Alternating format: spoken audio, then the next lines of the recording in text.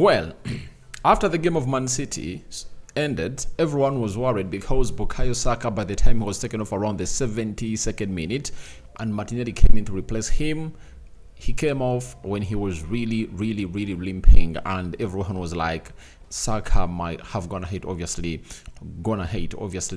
put his injury to another long assessment, or expose himself to an injury that would need a long assessment coming in from the side of the Arsenal physios. And the the manager of Arsenal has come out and really spoken about the Bukayo Saka injury that went ahead to get into that game of football.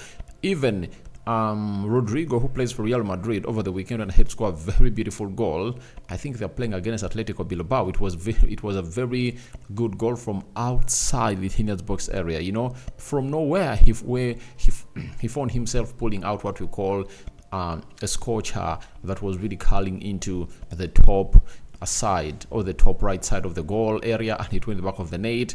He was injured a little bit. Ancelotti came out and really gave us a very beautiful hint about it, and then he talked about Kylian Mbappe's story. Then we have the manager of Brentford coming out and really saying the game of Arsenal versus Man City was boring, something I don't really believe in, and I'm going to come out and really give you my verdict about that game. Good morning, it's a Tuesday. Hope you guys are really having fun wherever you are. This is the Rokani Media Football. This is the Football News Show. Let's see close to how many likes. Let's see close to 400 to 500 likes. Smash on this video, and let's continue to subscribe, because we want to hit the magic number of 21,000 subscribers. But today we want to hit 20,600 subscribers. That's the magic number we want to hit onto this beautiful channel of ours. The Muslims, Ramadan Kareem. We are soon coming to the end of this month. You are soon coming to the end of the holy month of Ramadan, and Eid is not far off from where you are. Then the Christians will come back from Easter holidays are done. Today is Tuesday. People have gone back to work, and we've also gone ahead to charge ourselves for the better in there. For they always say, save the best for the last. So let's obviously get into this and see what the manager Mikel Arteta had to say on whether Bukayo Saka came off in there for you. He was asked on if Bukayo Saka was okay when he came off. The manager had the following to say. Well, he has been out for a few weeks now with a little problem, and he was healing that fatigue. Right now, he hasn't trained. He trained one day before the match. He had a big contribution, but 90 minutes were too much for him today. So, Arteta is like strengthening every Arsenal fan all over the world that Bukayo Saka is okay. Saka is very okay, and is gonna be ready for the next tie. The problem is he trained for just one day. That is it. And the reason that he went down and really felt like he was really looking injured was because he trained just for one day. That was a Saturday with Arsenal. Then he had to put in 70 minutes, and he's returning in from an injury. So he feels like that was fatigue.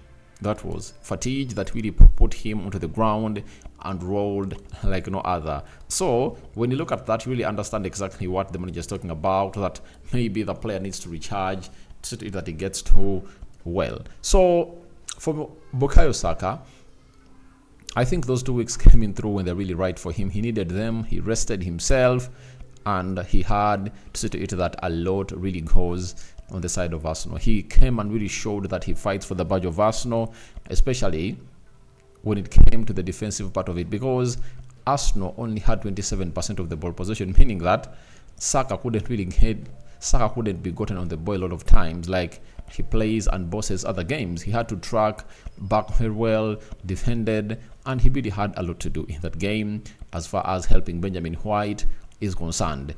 But the beauty is he's not gonna be out. He's available. He's gonna be training with the club of Arsenal, and on Wednesday, obviously, we are gonna see Arsenal playing the side of Luton Town, meaning that today we are really having a press conference of Mikel Arteta. He's going to come up and tell us exactly what Bukayo Saka is all about, and other players like Julian Timber. I remember everyone was asking me, where is Julian Timber? I told you it was all about the choice of the manager to make a decision on whether to start him or not, on whether to put him on the bench or not. So he never made it to the 20-man squad that traveled to the side of Man City, something that acts as a worrying note, or a worrying indicator on whether he really got a setback or not. But I told you he was in Netherlands, and he joined the side of Arsenal, I think, on Wednesday or Thursday when they started to train as a whole team after the international break. That is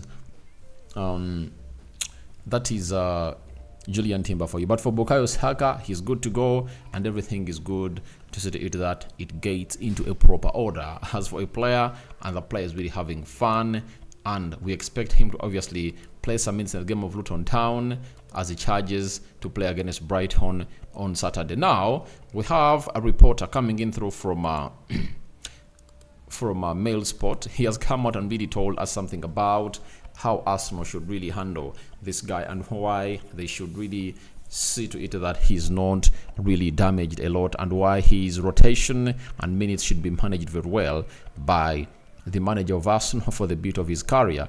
This guy is called Isen Khan. He's a Daily Mail reporter for Arsenal. That is it. He works so much for Arsenal, and he has said the desire to play in every game, no matter its size, is admirable for Bukayo Saka, because this boy wants to play in every game, and his big heart has always gone ahead to put him on the field of play to represent for Arsenal. And remember, the manager told us that for any player to be big in the world, I'm talking about Mikel Arteta, he was being asked on whether Bukayo Saka is supposed to be playing all those minutes. He gave us the reason and told us that if you want to be a world-class player and a player who is going to be talked about in the world, you have to be able to play a minimum of 60 games per season. So Saka, so far, he has gone ahead to play, I think, 28 in the Premier League.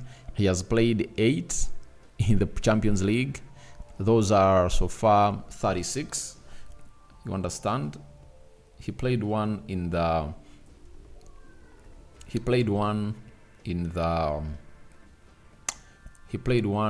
Community Shield. That is Bukayo Saka. He played in the FA Cup. So he has so far played like 28 games in the Premier League, 7 in the Champions League. Those are 35. In the EFL Cup, he played 1, 36. In the Community Shield, he played 1, 37. He has gone ahead to play 1 in the FA Cup, So he has played like 38 games this season, and he still has more to go, 10. He has 9 in the Premier League, taking that to 47. He has some 2 more games to play, taking them to 50. So he still has to play more games, and is still below the number of games that any player should be playing into a season. 60 games minimum is what a player is supposed to be playing. So let me read this. The desire to play in every game, no matter its high, is admirable, and if Arsenal are to progress further in the Champions League and continue their title tilt, it's Saka's fitness which could be the decisive factor. He's that crucial to this team. It's why Mikel Arteta should arguably look at the bigger picture and rotate him in April, a month which involves 2 matches each week. They include 2 legs against Bayern Munich and a away trip to Tottenham Hotspur, but also matches facing Luton Town and Wolverhampton Wanderers. Rotation for the latter 2, surely consideration, the more broader attention than Arsenal's season objectives, is Saka's career. Now, the games that Arsenal are really going to be playing are really huge. And if they're going to be playing 2 games per week until the month of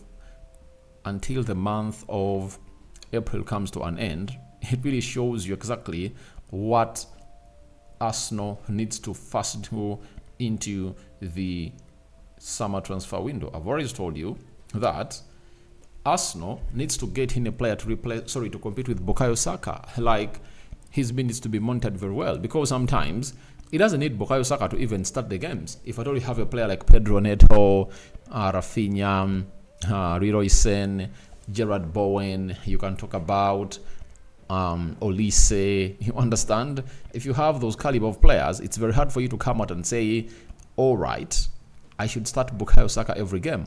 Like in the game of Man City, if at all Arsenal really had another left-footed player who plays on the right forward side, I don't think they would have gone ahead to start Bukayo Saka. They would have gone ahead to bring him, to get him off the bench like they did to get on Martinelli. And in those last 20 minutes, if you get Bukayo Saka and Martinelli off the bench, it is something different altogether. It gives you vibes of really beating the side of Man City, because you know these players are fresh and they're going to be operating at full pelt when they get into action. But right now, they don't have that player who is left-footed, and Mikel Arteta believes in a left-footed player to play as a right attacking midfielder or a right forward. The games Arsenal are going to be playing in April are tomorrow. They're playing against Luton Town. Then on Saturday they are playing against Brighton. Then Tuesday next week they host Bayern Munich at the Emirates. Then on Sunday they play at Emirates Aston Villa. That is 14th April. Then 17th April they're going to be playing Bayern Munich. You understand? And that game is going to be played on the 17th. Then on the 20th of April, Arsenal is going to be playing Wolverhampton Wanderers. That is 1, 2, 3, 4, 5, 6. That is the 6th game in there for you. And then 23rd of April. These are how many days later? 3 days later, after playing on 20th April, they have to play on the 23rd of April against Chelsea. You understand? After playing against Chelsea, 28th April, they are going to be playing away at Tottenham Hotspur. That is 1, 2, 3, 4, 5, 6, 7, 8. 8 games in a month. So if you are playing 8 games in a month, that means a month has 4 weeks. 2 games every week are going to be coming to the side of Arsenal, and these games are really going to be crucial. So if you are to really play Bukayo Saka like that, you're really going to really lose him at a certain point. And I really agree with this guy of the Mail Sport. So they need to find means of really sparing Bukayo Saka a little bit, and it should really be ringing or echoing messages of really getting in a player to deputize Bukayo Saka in the summer. And I think it should be one of those positions that Arsenal should really look forward to getting in a player, because sometimes you get Bukayo Saka starts, he plays like 80 minutes or 70, you take him off. You know, sometimes he plays 60, you take him off. You need to manage the minutes of these players. The reason as to why Messi and Ronaldo could play all those minutes and never get injured was simple. Those two players were played for teams, and those teams were built on them. They were the apex of the team, and way back, the intensity was not so much as it is nowadays. You know, nowadays you need to be having a pressing striker, and you need to be running to and fro. But way back, Ronaldo was given the allowance of even stepping or stopping at the halfway line to really wait for the ball to come in through. Even the strike of Man United by then, whether Luis Saha, Dimitar Berbatov, or Carlos Tevez, was the one responsible for obviously chasing back, you know, and Ronaldo could stay relaxed at the center line. You understand? Does Messi press, you know? But because he is the apex of the system of Argentina, all he was at Barcelona and PSG, he had all what it takes to really wait a little bit and then try to rest. You know, that's why these players kept not really doing that, and their injuries came in at limited times, and their recovery was really important in every game they would have to play. So I think Saka, as a player, he needs to do a lot onto himself. He should be resting a lot at the recoveries and how he really feeds to see to it that his body is really very, very, very, very okay in shape as he prepares to play for the Euros. Because if he continues to play with this injury, then people and players continue to tackle him, then he might miss out on the Euros. So I'm going to have to see to it that Saka doesn't get injured, like getting these serious injuries that I'm going to have to keep him out for like a month, 2 weeks. A month, 2 months, 3 months. All he needs is some recovery time to obviously get going. But he's struggling because, if I'm not mistaken, when did he last score a goal for Arsenal? Did he last score a goal for Arsenal when Arsenal is playing against Newcastle? I think that's when. After Newcastle, they played Brentford, he didn't score. They played Sheffield, he didn't score. But he came up with an assist. They played FC Porto, he didn't score. They've played Man City, he didn't score. 4 games, no goals for Bukayo Saka. And I think tomorrow against Luton Town is the day for him to rise up to the occasion. Kill off the game early enough and rest to prepare for the game of Brighton over the weekend. That should be the aim of Arsenal, and you're going to come up with the match preview very, very soon onto this channel. Now, after that, let's leave Bukayo Saka there and let's go a little bit to the side of Spain. Rodrigo, over the weekend, Real Madrid was really having a go at a side called, I think it was Atletico, right? Real Madrid was playing Atletico Bilbao. Was it Osasuna or Atletico Bilbao? So Real Madrid, over the weekend, they are playing against Atletico Bilbao, and they scored 2 goals. The first goal was scored by Rodrigo in the 8th minute. That was really the most beautiful goal I've gone ahead to see from this young lad coming in through. And then he scored the second goal in the 73rd minute. Now, Ancelotti saw Federico Valverde get off the field of play, and he was asked, and he said, Valverde, it's just a knock. We have days off to recover everyone. So he was like, Valverde is okay, and he's not really going to find himself in a position of really missing out on our next fixture. And Real Madrid is really having some huge fixtures coming in through, because when you look at the La Liga table, Real Madrid is having 75 points and Barcelona is having 67. Real Madrid is at 75 points. You understand? When they are at 75 points, that means they are 8 points ahead of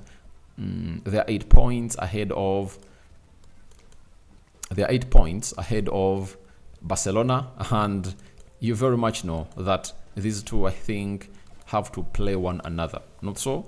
So all is set for the side of Real Madrid, and they're really working hard to see to it that they really take this trophy. Remember last year, it was all about Barcelona. Barcelona went ahead to really lift the league, and Real Madrid is really having some huge fixtures. And when you look at the remaining 8 fixtures, they have to play. Let me check the teams they have to play here. Let me check them. Let me check the teams. Real Madrid has to play Barcelona on the 21st, meaning that if Madrid keeps losing points and they meet Barcelona when they're in the vicinity of really like 1 or 2 points, and Barcelona beats Real Madrid, then Real Madrid will find itself losing the trophy to Barcelona, something that no one really saw at the start of the season. At the start of the second half of the season, because Barcelona was like they're off and they're only focusing on the Champions League. But ever since their manager, that is Xavi, came out and said he is not going to be a manager of Barcelona again, and he's retired, so he's getting off the job in the summer, the players have gone ahead to put in a second gear, and we've gone ahead to see to it that even Laporte is like, we should be keeping this manager, he shouldn't be going anywhere. And they are still contemplating about it, but the manager said even if he wins the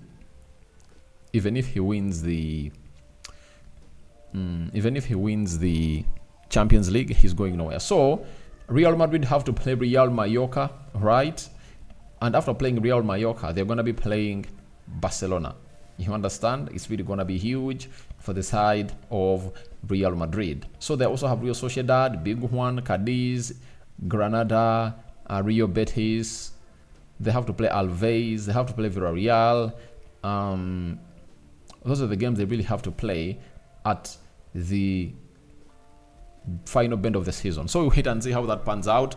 But Valverde has come out and obviously been given a green light, obviously coming through and really be fit for this game of football in there for you. Now, let me try. I'm going to hit to skip out the story of Rodrigo, and I'm going to come to do it in another session.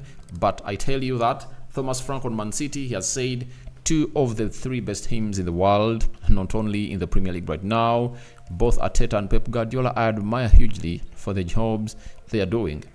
Same style of play, tweaks, strategy. Honestly, it was boring in the end. I understand why people say it was boring in the end.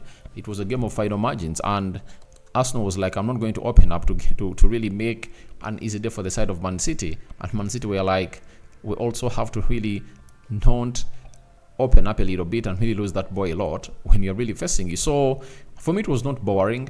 For me, it was a lively game, but people thought that it was going to be an end-to-end game. The only way it was supposed to be an end-to-end game, the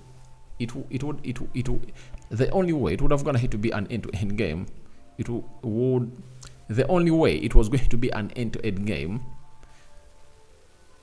it was when Man City were like some points ahead of Arsenal.